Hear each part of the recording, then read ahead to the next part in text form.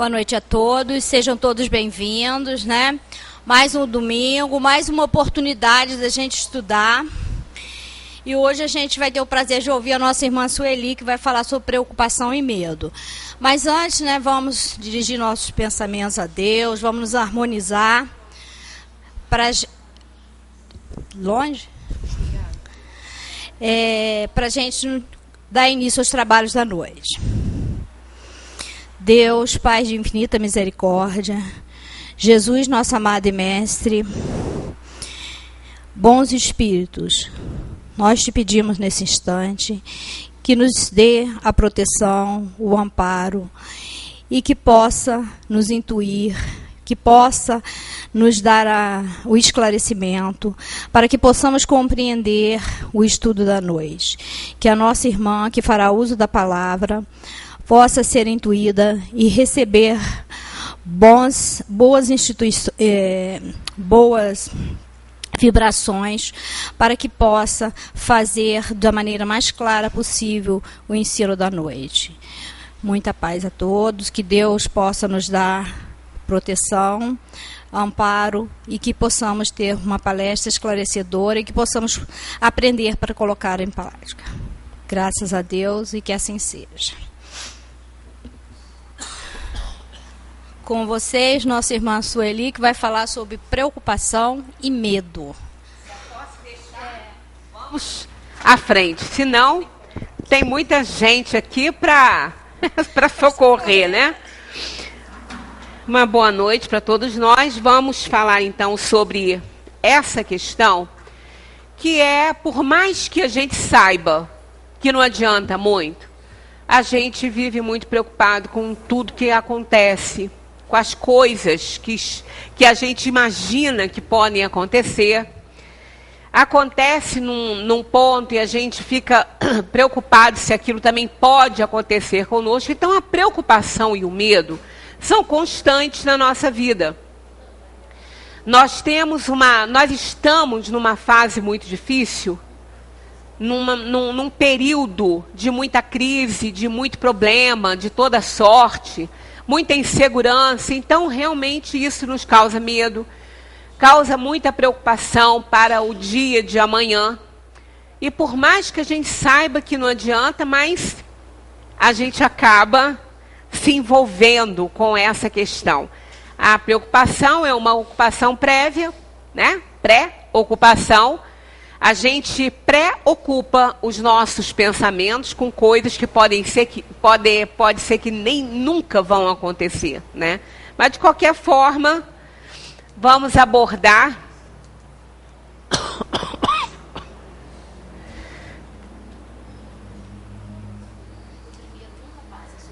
o primeiro nunca passa, né? Por quê?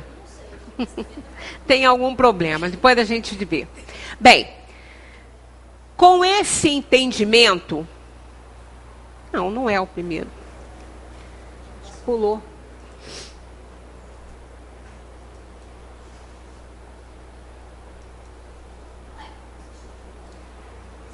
Não sei o que está vendo, não está passando o primeiro, né?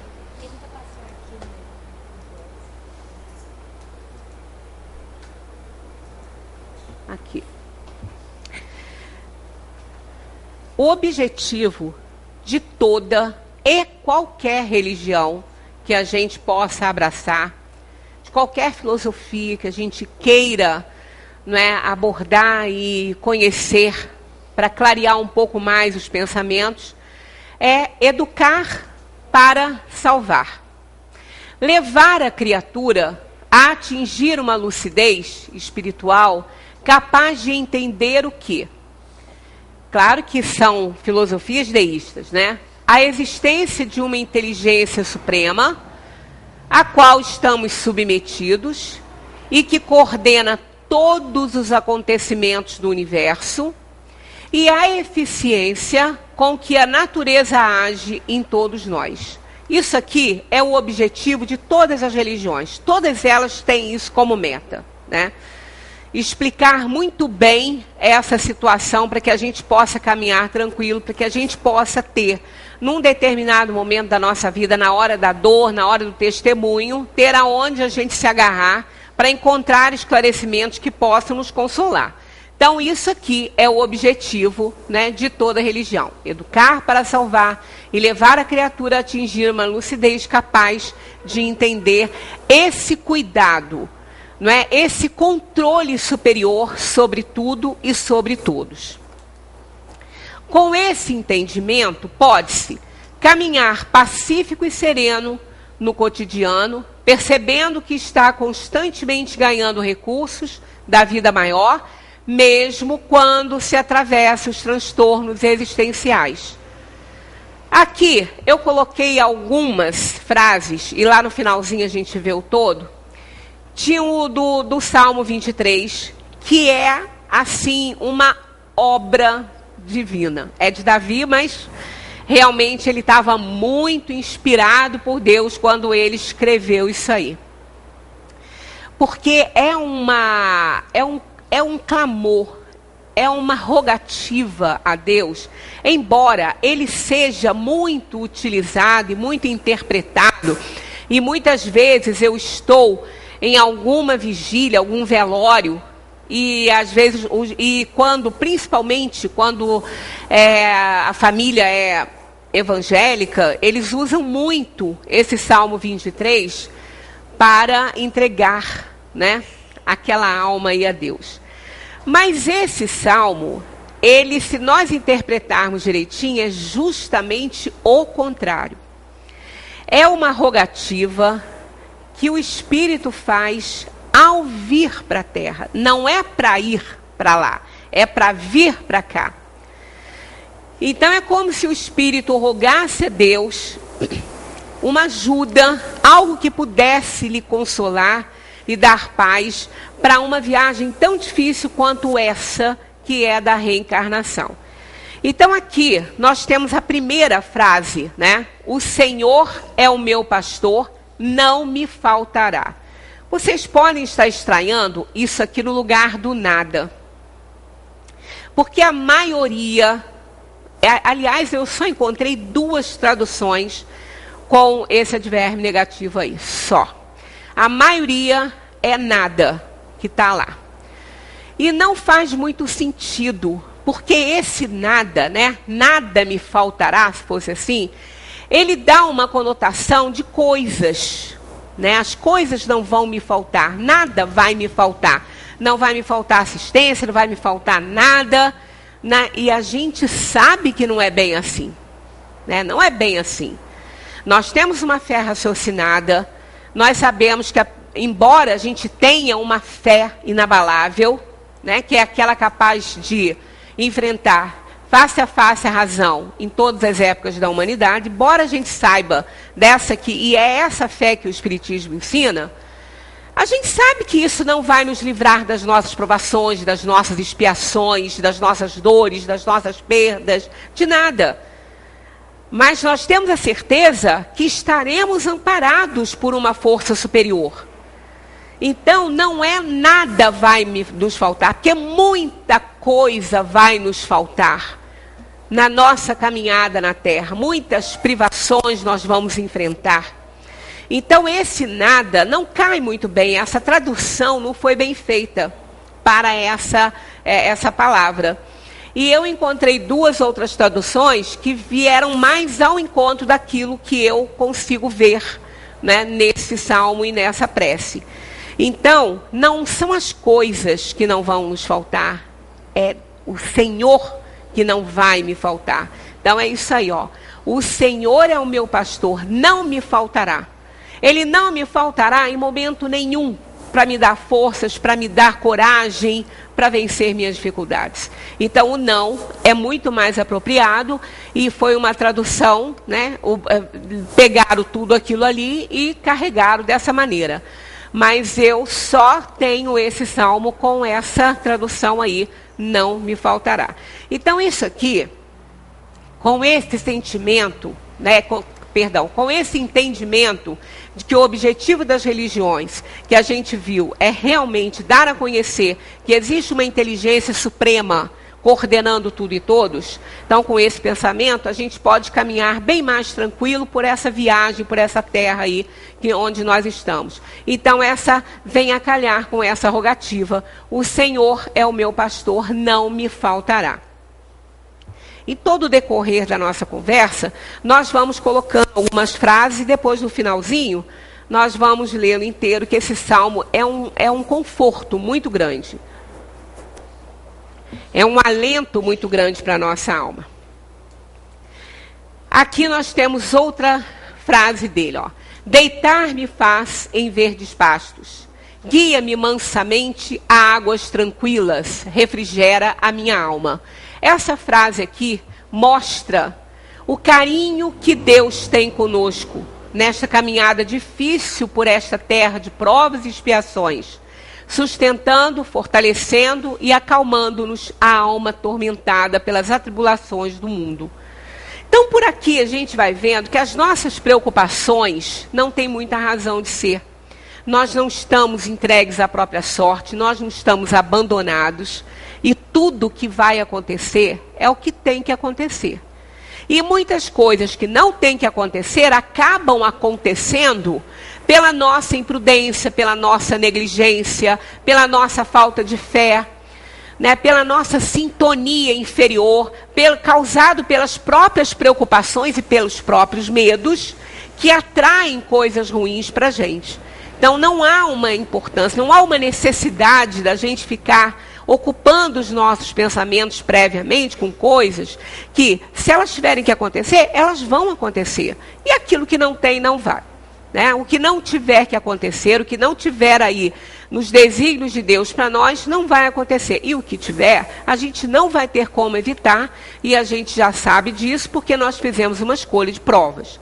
Então aqui, é como nós estivéssemos pedindo a Deus, né, para nos deitar em pastos verdes, em águas tranquilas, refrigerando a nossa alma, naquela hora do testemunho, na hora da dor, do sofrimento, das atribulações do mundo, que Ele nos console, nos conforte a alma, para que a gente possa passar por todas as nossas dificuldades, né, com serenidade.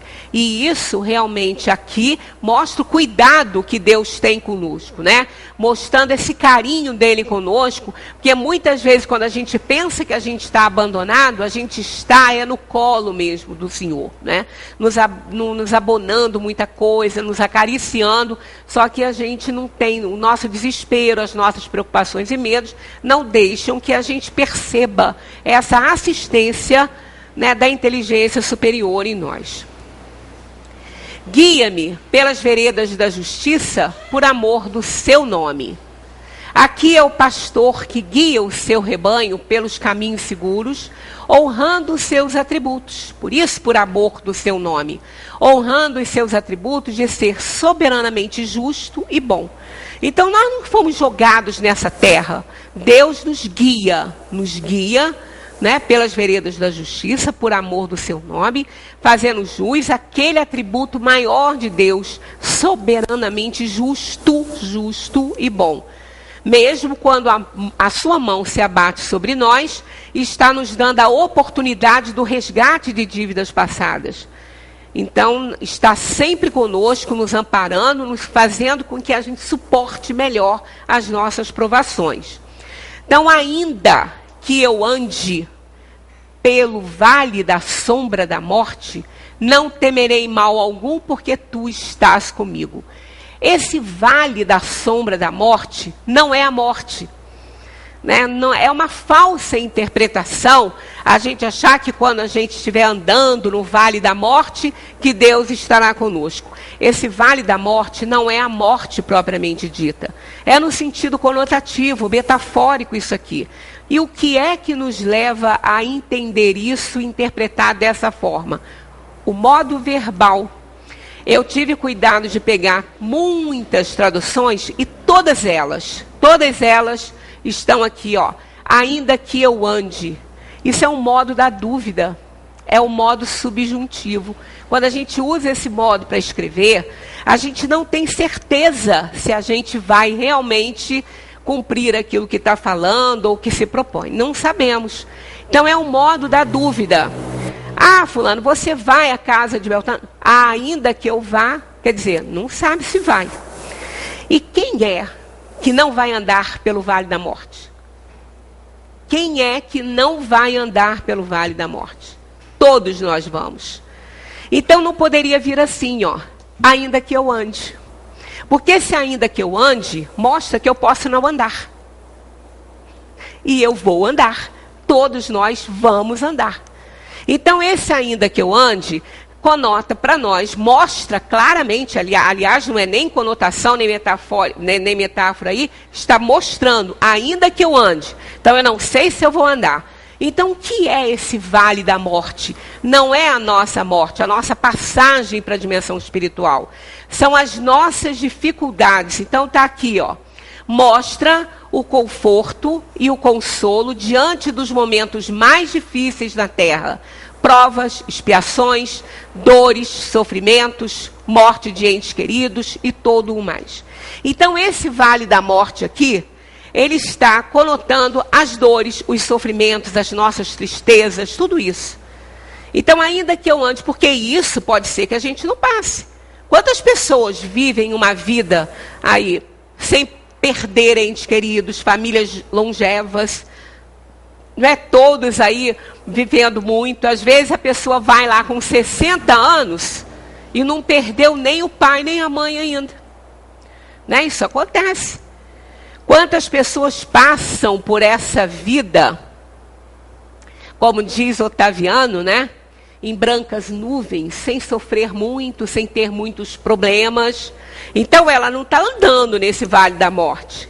Ah, são pessoas boas, são pessoas que não tem que resgatar nada, pelo contrário. Às vezes tem, mas não está preparado ainda para isso.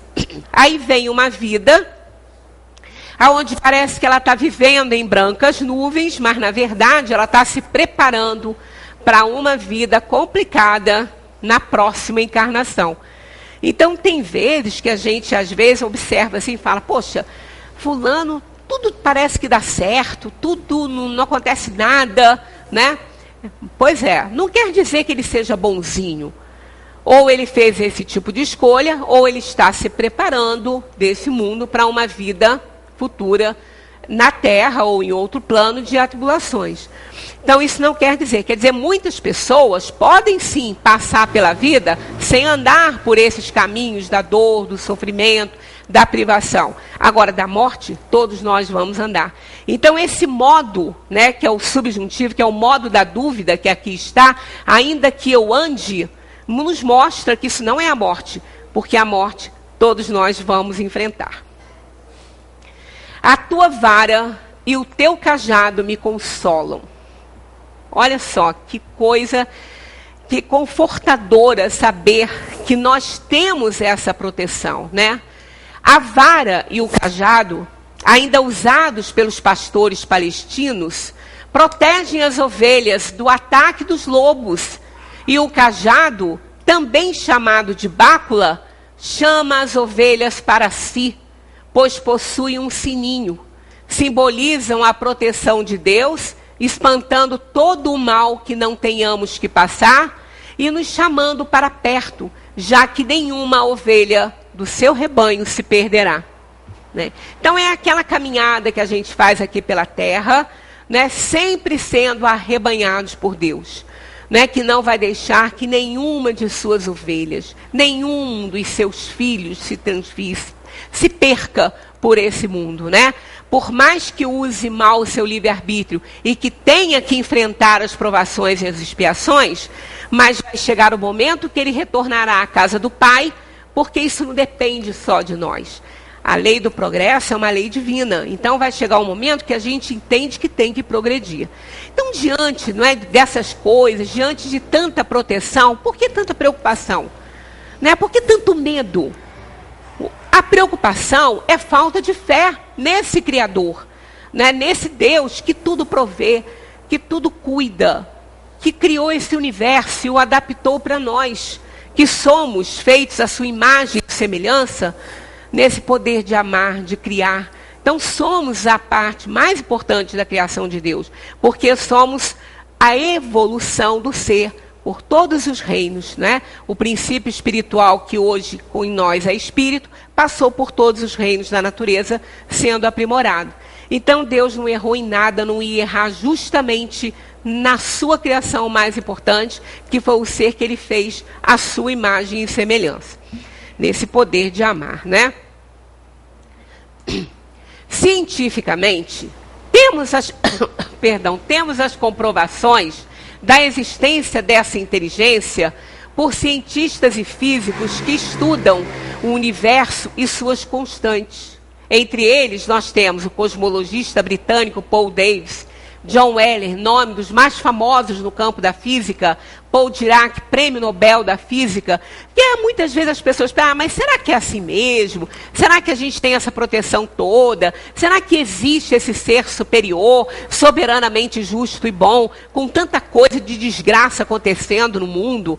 Né? Às vezes a gente vê mesmo as pessoas que creem em Deus, mas ainda com um monte de dúvidas, né? Principalmente, acredito, aqueles que não são reencarnacionistas. Porque como explicar tudo que está acontecendo aí se nós não tivermos uma pluralidade de vidas?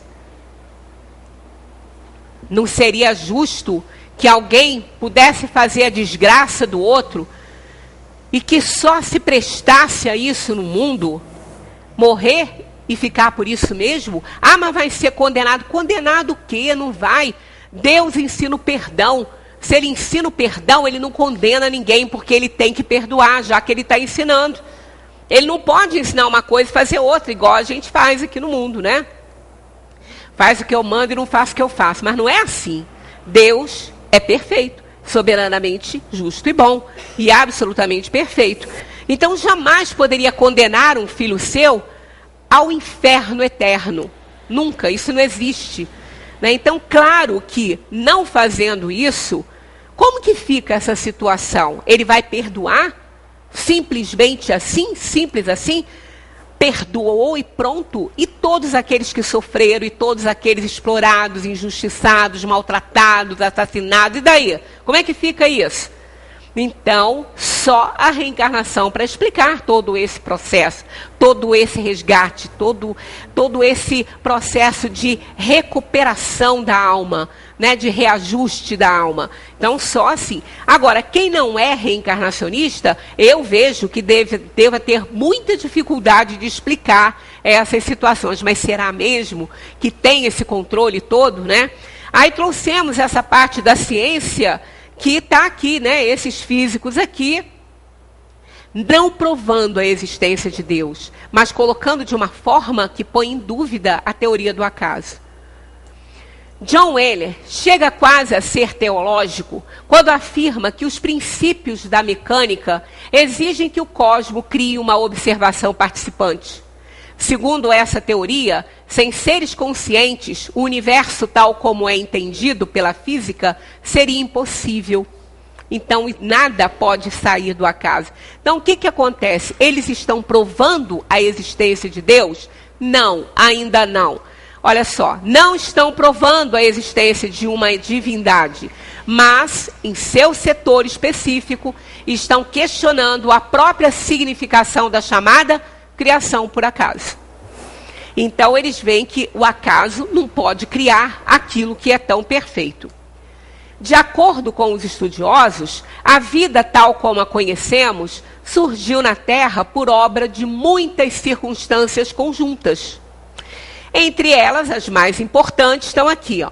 Calor na medida certa, a presença de determinados elementos, a quantidade certa de energia. Atentem para essa palavra aqui, que ela é muito significativa aqui. Certa, só pode ser aquela, né? E grau correto, olha outra aqui, né? Olha outra importante aqui, grau correto de estabilidade no meio. Quando que o acaso faz isso? Nunca, nunca. Isso não existe pelo acaso, né? Aí entra aquela questão, não é o Deus das religiões, mas quando se observa isso aqui, e eles não encontraram nada que justifique isso, a não ser uma inteligência suprema. Alguém absolutamente perfeito que possa ter criado esse universo da maneira que criou. Então, eles não estão provando a divindade, mas eles estão admitindo que existe um ser superior que fez isso. Por quê? Não é do conhecimento de ninguém aqui alguém que tenha criado esse universo, né? Então, há que se ter uma inteligência suprema acima das nossas expectativas aí, né, dos nossos conceitos, que não conseguimos avaliar, sobre essa perfeição que existe aí no universo. Então, tanta perfeição, tanta preocupação de Deus aí no sentido de colocar tudo no lugar, tanta atenção, né? Aliás, não é preocupação, tanta ocupação do Senhor a colocar tudo no seu lugar.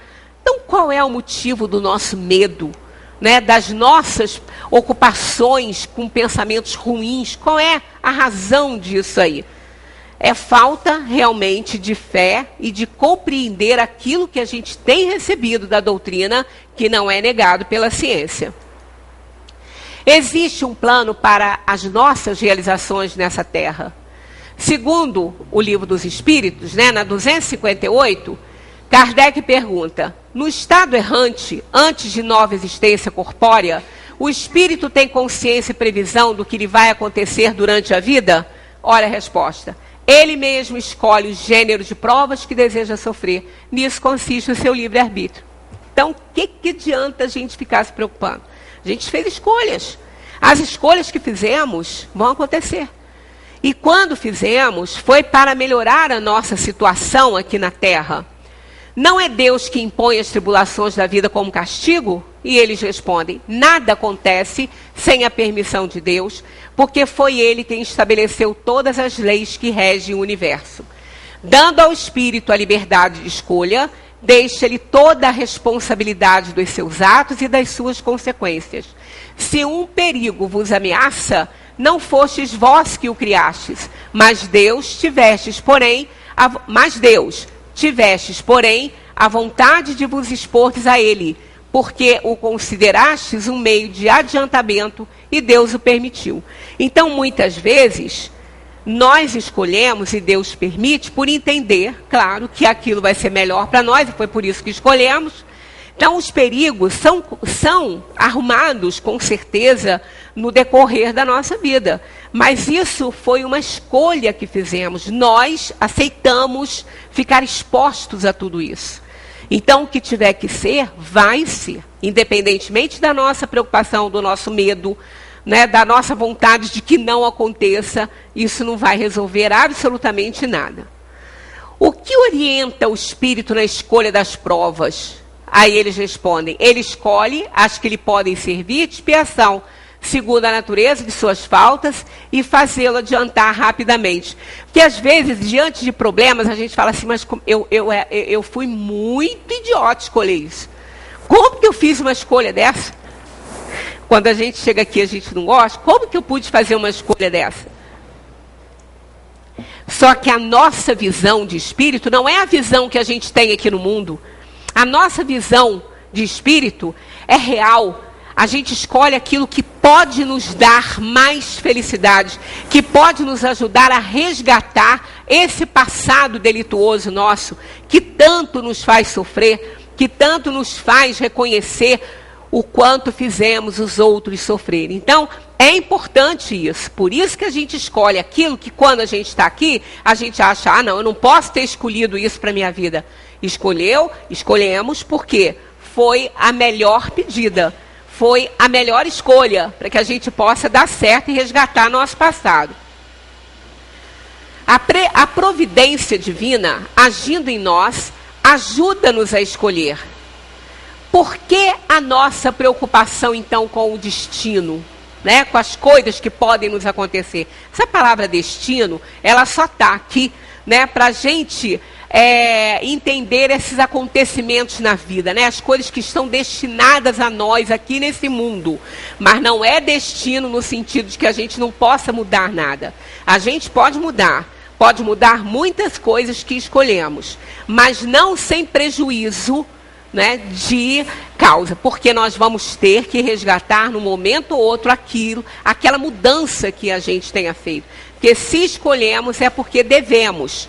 E se a gente não paga essa dívida, né, mexe no nosso plano, ela só vai se acumular para outras encarnações. Então, por que a gente vai ficar se preocupando com aquilo que pode acontecer, que não vai acontecer? Vai, que tiver que acontecer, vai, né? Por que tentar forçar certas coisas para que aconteçam? Quantas vezes a gente força situações e desvia muitas vezes do caminho, né? Ou nos desviamos ou desviamos alguém do caminho, forçando situações, né, que não eram para acontecer e acabam acontecendo. E isso porque, não existindo destino, nós podemos mexer no nosso plano de viagem, porque nós temos livre-arbítrio, sendo que essa mexida não fica impune.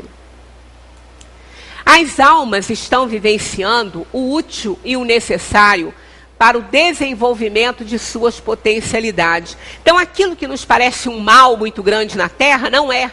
É apenas uma prova ou uma expiação para a gente resgatar um erro passado. É como pagar uma dívida. Aos olhos de uma pessoa, né, o outro que faz serão dia e noite, que não dorme nem se alimenta direito para conseguir um valor significativo para pagar uma dívida, aos olhos de outro isso pode ser uma loucura, mas aos dele não.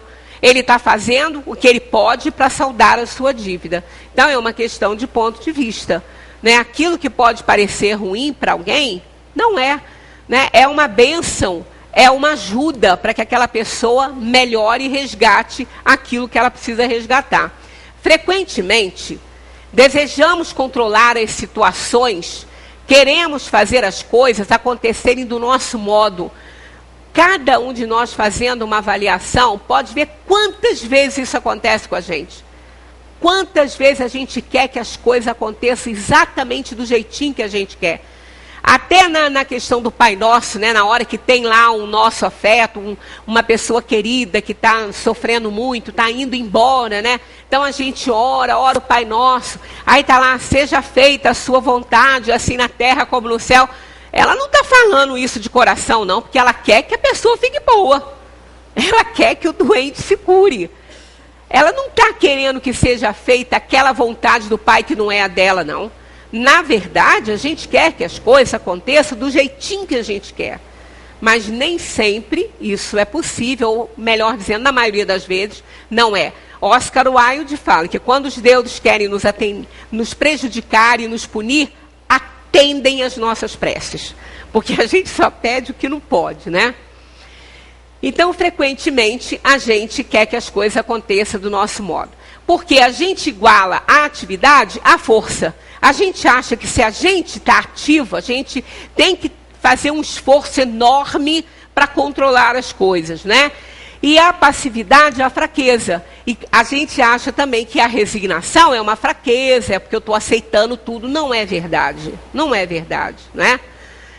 Isso só nos leva a uma luta constante, até nos sentirmos exaustos e muitas vezes derrotados. Não adianta lutar com aquilo que a gente não pode controlar. Não adianta. Vai ser um desastre. Vai ser um desgaste de energia à toa.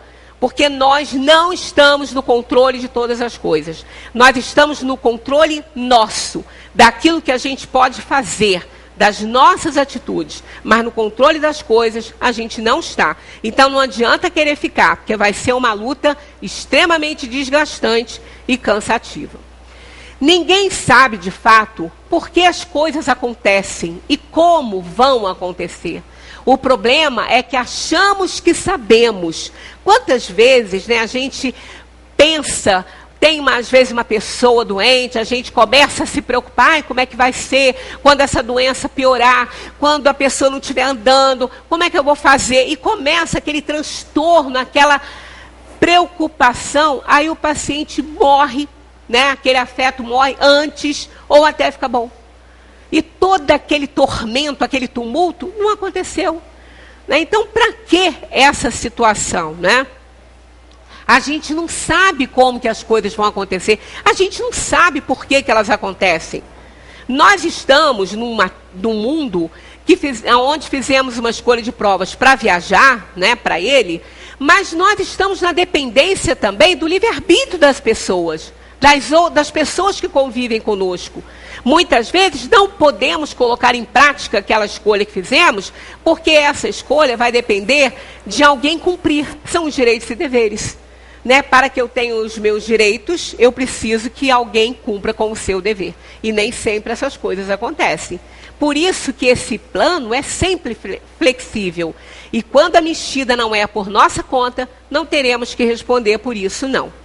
Nossa capacidade de julgamento é pequena. Quase sempre julgamos com a superficialidade das aparências. A gente não consegue saber o que o outro pensa, o que está no coração das pessoas. A gente não consegue. Então, a gente faz um julgamento de acordo com aquilo que a gente entende, com o nosso conhecimento, com o que a gente já alcançou. Isso é pouco. Somos espíritos inferiores. Não dá para fazer julgamento seguro. Não precisamos constantemente assumir o controle das coisas. Precisamos apenas fazer a nossa parte. É só com isso que a gente tem que se preocupar. Em fazer a nossa parte. Porque aquilo que não está no nosso controle não vai nos ser cobrado. Mas a nossa parte vai. Então, se estamos preocupados com alguma coisa, vamos fazer por onde, vamos fazer a nossa parte para minimizar os efeitos daquela situação que a gente teme que aconteça. Façamos a nossa parte e deixemos, né, que as coisas aconteçam, porque elas vão acontecer.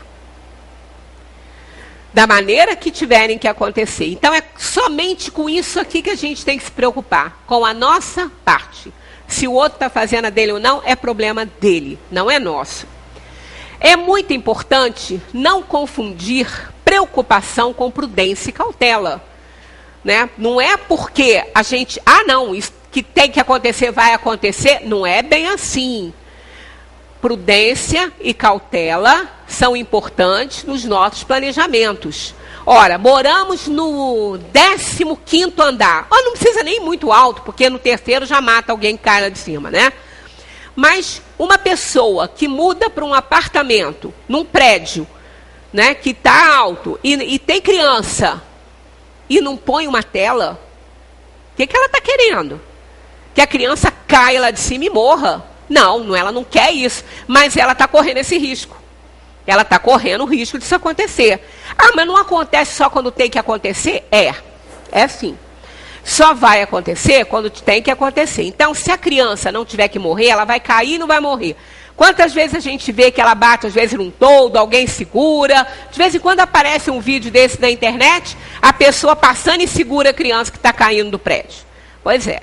Mas aquele que não foi previdente, aquele que foi imprudente, vai responder como se ela tivesse morrido. Porque se dependesse dele, morria mesmo. Né? Se dependesse daquela pessoa, morreria. E outra coisa, que eu não vou me deter agora, porque nós vamos ainda falar muito sobre essa questão, que a gente sempre vem, principalmente na terça-feira que nós estamos nas leis morais, existe o fator humano. Existem espíritos que vêm para a Terra e não tem prazo de sair. Vai depender do livre-arbítrio das pessoas. Então, pode ser que uma alma reencarne para viver entre 5 a 40 anos. Nesse período aí, ela pode partir. Então, pode ser realmente que aquela criança não tivesse que ir naquela hora, mas se tivesse no seu mapa kármico, esse item aí, né, dela estar exposta ao livre-arbítrio das pessoas, poderia ser que ela vivesse mais tempo. Então, existe esse fator humano, que não é muito comum, mas existe. A maioria das vezes, se ela não tem que acontecer, não acontece. Mas se caso aconteça dela cair e ela não morrer, a pessoa que foi responsável vai responder como se tivesse morrido. Então, nós não podemos nos fiar nisso aí. O que tem que acontecer, vai acontecer. E não fazer a nossa parte. Não cuidar daquilo que a gente tem que cuidar. Porque seremos responsabilizados por todo o mal que acontecer por conta da nossa imperícia e imprudência, né? Prevenir e planejar são atitudes do homem de bom senso. Então, não vamos nos contar com essa questão. O que tem que acontecer, acontece. Mas temos que fazer a nossa parte, nós temos que prevenir, temos que ter cautela, para que não sejamos instrumentos para o mal. instrumentos para que as coisas aconteçam na Terra, porque vamos responder por cada uma delas. Na realidade, preocupação é o quê? Aflição e imobilização do presente por causa de um suposto fato que poderá acontecer, uma suspeita de que uma decisão poderá causar ruína ou perda. Isso aqui é a preocupação. Um suposto fato que pode nem acontecer, né? A preocupação excessiva com fatos em geral e com o bem-estar das pessoas está alicerçada muitas vezes em um mecanismo psicológico chamado autodistração. A gente na verdade, a gente tem mais preocupação com o outro do que com a gente mesmo, né? Isso aí é uma coisa muito assim curiosa também. Pais com os seus filhos, por exemplo, é um problema muitas vezes, né?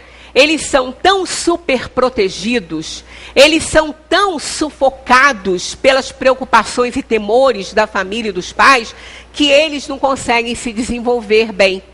Aí, quando tem que tomar decisões, não sabem, ou então tomam decisões erradas, por conta dessa super proteção, por causa das preocupações e dos medos, que só atrapalham a vida da gente. O preocupado vive distraído no hoje por querer controlar com seus pensamentos e com a sua imaginação os fatos do amanhã. A pessoa que é preocupada, ela não vive o agora. Ela não consegue estar por inteira num local, numa comemoração. Né? Ela não consegue porque ela está ali dividida com a preocupação do que vai acontecer amanhã ou depois. Né? Se vai a um médico, ela se preocupa com o diagnóstico que ele ainda não fez, com o exame que está no laboratório que não chegou. Mas e se eu tiver com câncer? E se eu tiver morrendo? E daí? Se tiver, vamos tratar. Se tiver que morrer, vai morrer. Ninguém vai ficar aqui toda a vida, graças a Deus, né? Numa terra dessa, tão inferior. E nós também, com tantas inferioridades, ficar muito tempo aqui para quê? Ficar acumulando erro? Acumulando problema? É melhor sair e voltar numa edição novinha, né, revista pelo autor, como diz Benjamin Franklin. Esse desvio de atenção pode ser uma forma de impedir a si próprio de ver o que precisa perceber no seu mundo interior. Quando a gente está tão distraído, preocupado com o que vai acontecer e a gente não aproveita o nosso momento, também a gente não consegue enxergar o que a gente tem que fazer. A gente não consegue dar conta das nossas atitudes, do nosso dia a dia, porque a gente está preocupado com o que vem amanhã. Amanhã é amanhã. Vamos nos preocupar com o que está se mostrando hoje, porque isso é real. O amanhã é incerto. A gente não sabe nem se vai estar aqui, não é? Então, um minuto para outro aí, a gente vai embora e daí? Né? Não tem o amanhã. Quando dizemos que nos preocupamos, quase sempre estamos nos abstraindo. De quê? Isso aqui é muito importante.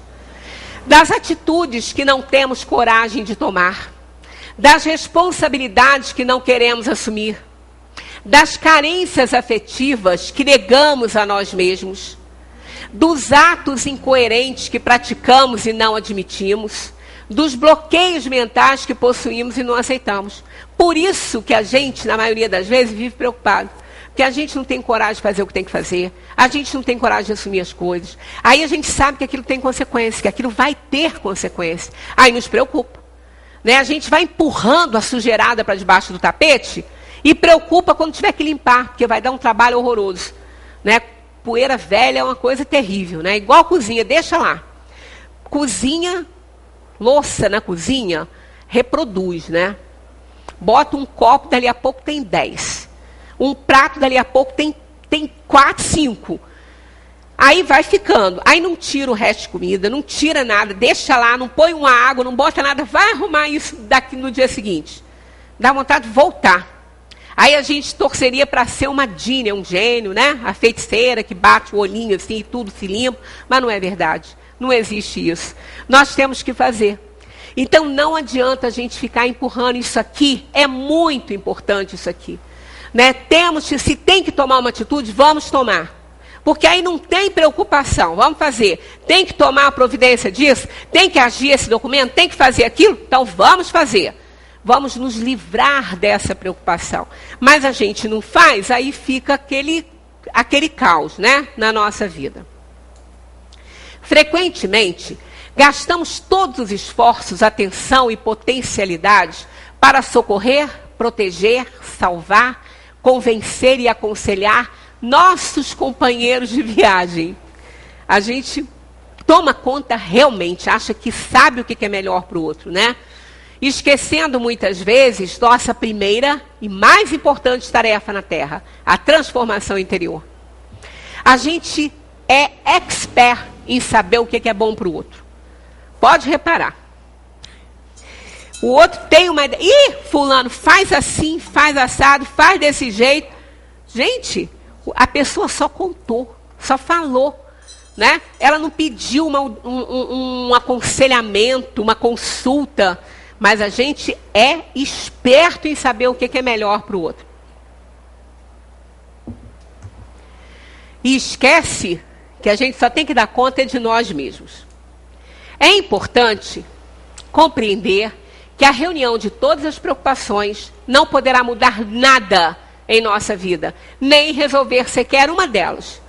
Então, ficar atormentado, com medo e sofrer, não vai resolver nada. Não vai diminuir a energia, vai enfraquecer a pessoa e só vai piorar a situação.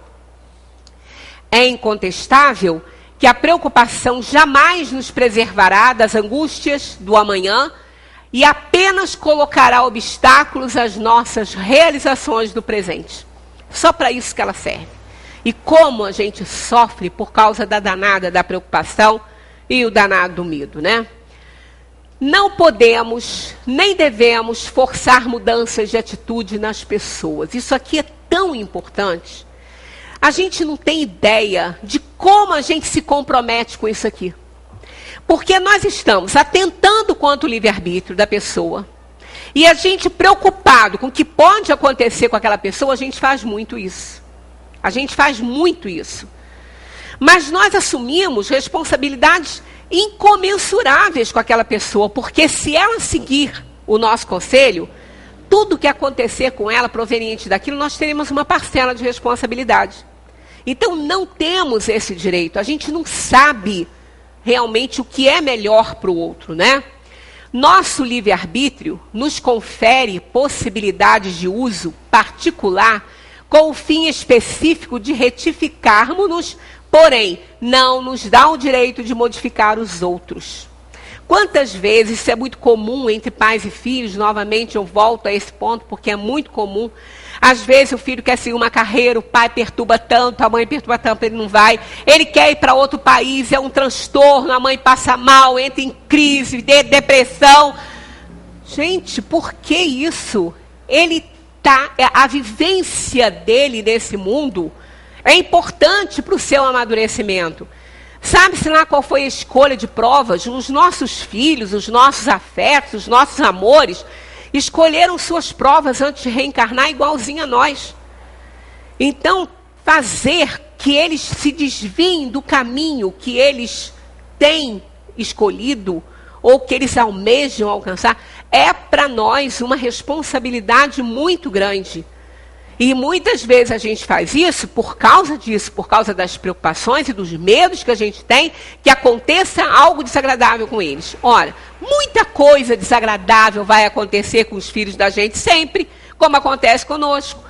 São espíritos a caminho do aperfeiçoamento, são espíritos em provas e expiações, que precisam resgatar seu passado delituoso. Nós podemos ter ali na condição de um filho, um espírito muito mais velho, milenar, muito mais velho que a gente. E que tem muitas dívidas a cumprir. Então, será que a gente tem que deixar também? Está vendo que vai cair no buraco e não faz nada? Não vai fazer nada? Não é bem assim, né? Nem tanto ao mar, nem tanto à terra.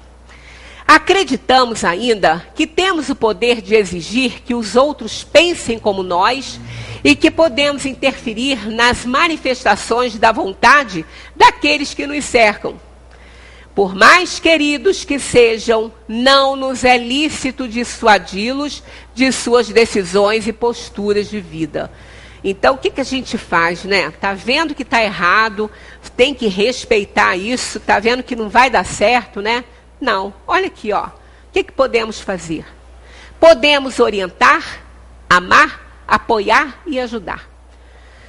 Podemos fazê-los enxergar o que está à frente que eles não estão vendo. Conversar e mostrar. Dar a conhecer os efeitos de determinada atitude. Isso é o que a gente pode fazer. É o que a gente tem que fazer. Orientar, mostrar a pessoa, né? Mas jamais achar que sabemos melhor como as coisas devem ser e como as criaturas devem se comportar. Suas criações, desejos, metas e objetivos são coerentes com o seu grau evolutivo. Qualquer tipo de coação é desrespeito. Então a gente deve mostrar, orientar, conversar muito, aconselhar. Os pais são anjos da guarda encarnados, daqueles espíritos que estão sob a sua tutela. Então podem conversar muito, mostrar tudo, falar, conversar. Mas daí a fazer, a forçar uma barra, né, a fazer chantagem emocional e outras coisas, mas para evitar que aquela alma siga o curso que ela escolheu para ela, aí é querer assumir responsabilidades que não valem a pena. Porque nós seremos responsabilizados por todo o mal que acontecer pelo desvio do plano daquela alma que está sob a nossa guarda. O livre-arbítrio está relacionado ao conhecimento. É importante não negar ao outro toda a informação que nos seja possível dar para o seu aprendizado. Tá vendo? Isso aqui dentro daquela parte de orientação, de ajuda, de cuidado. Tem que dar a conhecer tudo. Né? Os espíritos que estão sob a nossa guarda, eles têm que receber toda a informação possível, toda a instrução, toda a educação, no período adequado para isso, porque aí eles estarão fortalecidos para quando tiverem que fazer suas escolhas, fazerem escolhas elegantes, escolhas boas, para poderem dar certo na vida que aqui vieram cumprir, né? Impedir as pessoas, a vivência é fundamental para aprender. Impedir as pessoas com as quais convivemos de agir e pensar por si mesmas é dificultar suas oportunidades de amadurecimento e de crescimento espiritual. Temos que pensar muito nisso. A gente pode orientar, ajudar, mas a gente não pode fazer pela pessoa. Aquela criança que nunca é ensinada a subir nem a descer uma escada, ela vai cair o dia que ela fizer isso sozinha. Mas se desde o início ela for orientada como sobe, como desce, ela não vai cair, a não ser que ela cometa uma negligênciazinha, uma imprudência, uma falta de cuidado. Mas ela aprende as coisas. As crianças superprotegidas, elas são muito problemáticas. Elas não conseguem dar conta da própria vida. Desde o início, a gente tem que ter esse desprendimento, para que a gente depois não venha a ter que se preocupar com o futuro daquela alma que está sob a nossa guarda e que nós negligenciamos a parte que tínhamos que fazer. Os direitos naturais do homem lhe garantem a possibilidade de quê? De tomar decisões, de errar, de aprender, de crescer, de mudar e de julgar a si mesmo. Então, nosso papel é estar sempre ali para receber, para amar, para abençoar, para acalentar e nunca para falar assim, eu não te avisei. E ele não está, a pessoa que fez uma escolha errada, que não ouviu os conselhos que a gente deu, quando retorna para o nosso abraço, não quer ouvir isso. Isso não vai ajudar em nada. Depois de uma conversa, isso vem. Mas assim, de início, ela tem que ser abraçada. Ela tem que ser acalentada, porque todos nós erramos. Nós só aprendemos com os nossos erros. O que a gente não pode mais fazer é errar erro velho. Isso nós não temos mais o direito. Agora, os erros que a gente ainda não cometeu, nós vamos aprender com eles quando eles acontecerem. Nem tudo a gente faz certinho, né? Então, é importante que a gente respeite isso aqui, todas as pessoas, porque nós também queremos isso, né?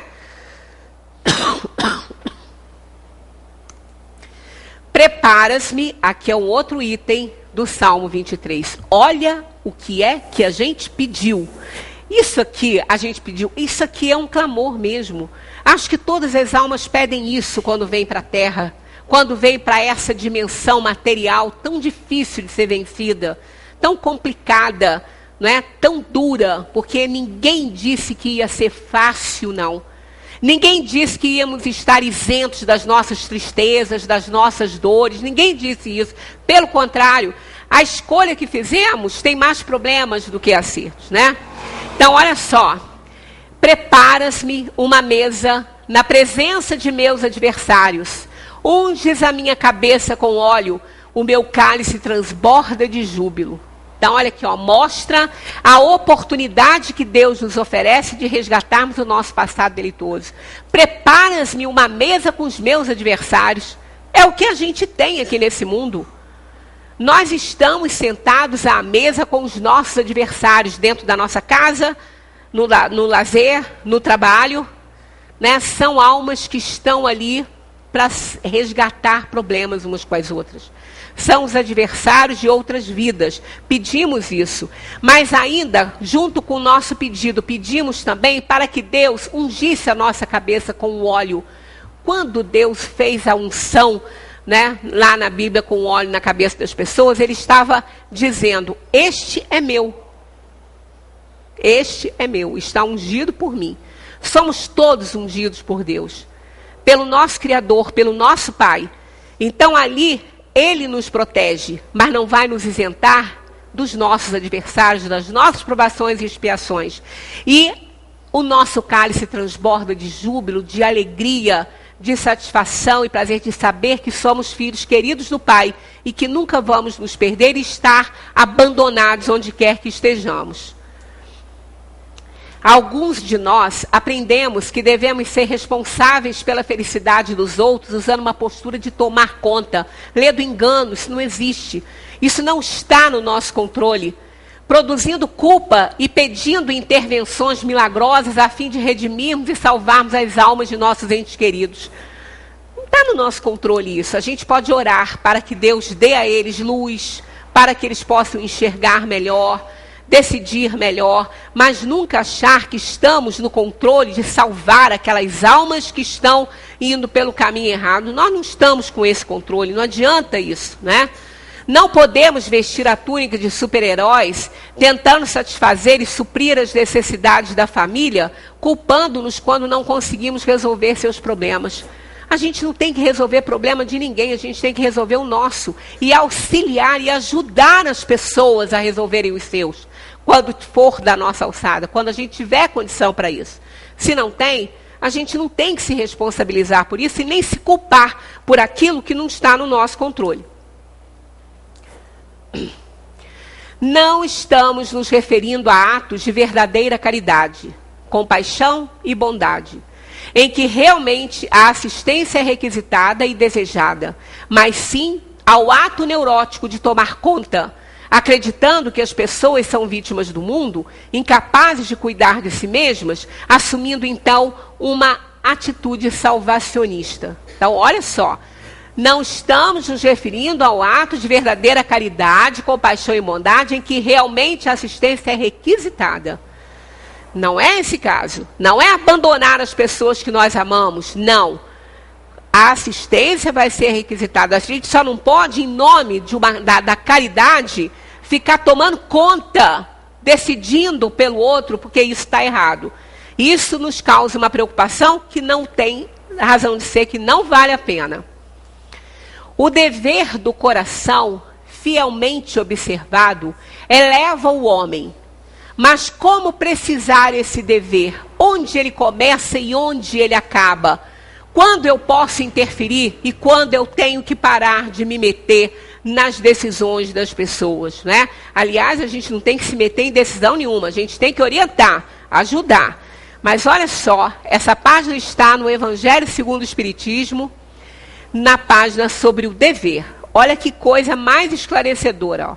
O dever começa precisamente, olha esse advérbio aqui, olha a carga que ele tem perto do verbo começar. Começa precisamente no ponto em que ameaçais a felicidade ou a tranquilidade do vosso próximo. E termina no limite que não desejaríeis ver transposto em relação a vós mesmos. Eu, quando estudei isso pela primeira vez, eu falei, eu não sabia que dever moral tinha fim, mas tem. Por quê? Nem Deus atenta quanto o nosso livre-arbítrio. Se atentasse, não haveria suicídios no mundo, né? Entre os seus filhos. Então, nem Deus aceita. As pessoas precisam ver até onde elas podem ir. E parar quando não gostaria que ninguém transpusesse com relação a ela mesma. Nós somos sempre a medida do outro. Fazei ao outro aquilo que você quer que seja feito a você. A providência divina nos convoca a ser participantes da vida dos outros, mas jamais controladores. Jamais controladores. A onipresença divina nos garante Deus em toda parte, como também dentro de cada um de nós. Aí vem aqui mais uma frase do Salmo. Certamente que a bondade e a misericórdia me seguirão todos os dias da minha vida. Fala da presença imanente de Deus em nossa vida. Então, olha aqui, mais uma prova que é para esse mundo aqui. Olha só, certamente que a bondade e a misericórdia me seguirão todos os dias da minha vida. E habitarei na casa do Senhor por longos dias. São os longos dias que passamos durante a nossa encarnação. Nessa casa que é do Senhor. Porque isso é um planeta que faz parte de um universo que é a casa criada por Deus. Né? É o universo. Nós somos cidadãos do universo. E tudo que existe é uma morada da casa, é uma morada do Pai, né? Há muitas moradas na casa do Pai. A casa do Pai é o universo e há muitas moradas nele. Não devemos utilizar indevidamente a palavra caridade como justificativa para continuarmos a fazer aos outros o que eles sabem, podem e são capazes de fazer. Cortamos as asas, às vezes, das pessoas, não deixando que essas pessoas progridam, assumam a responsabilidade pelos atos que estão cometendo e pelas escolhas certas ou erradas que estão fazendo. Procuremos não distorcer a mensagem de Jesus sobre o amor ao próximo, visto que o auxílio real entre as criaturas está alicerçado nas trocas benéficas a que todos nós somos convocados a realizar, mas devemos aprender, quando não dar e não executar tarefas das responsabilidades de outras pessoas, pois isso também faz parte da lei do amor. Isso é uma coisa lógica, né? Agora aqui, para encerrar o salmo inteiro, né, que é um alento. Quando estiverem nas suas dificuldades, pensem nisso. Pensem nessa rogativa, e é isso que Deus faz conosco, né? É isso que Ele é dessa forma que Ele nos acalenta, conforta o nosso coração. O Senhor é o meu pastor, não me faltará. Deitar-me faz em verdes pastos, guia-me mansamente a águas tranquilas, refrigera a minha alma, guia-me pelas veredas da justiça por amor do seu nome. Ainda que eu ande pelo vale da sombra da morte, não temerei mal algum, porque tu estás comigo. A tua vara e o teu cajado me consolam. Preparas-me uma mesa na presença de meus adversários. Unges a minha cabeça com óleo. O meu cálice transborda de júbilo. Certamente que a bondade e a misericórdia me seguirão todos os dias da minha vida. E habitarei na casa do Senhor por longos dias. Então, diante de tanta coisa boa, por que a gente ficar atormentado, preocupado, com medo? Não vamos ficar fortes para a gente, quando chegar a hora do testemunho, enfrentar com coragem, com energia, né? E sairmos vitoriosos das lutas que temos que enfrentar durante a nossa encarnação. Muita paz para todos.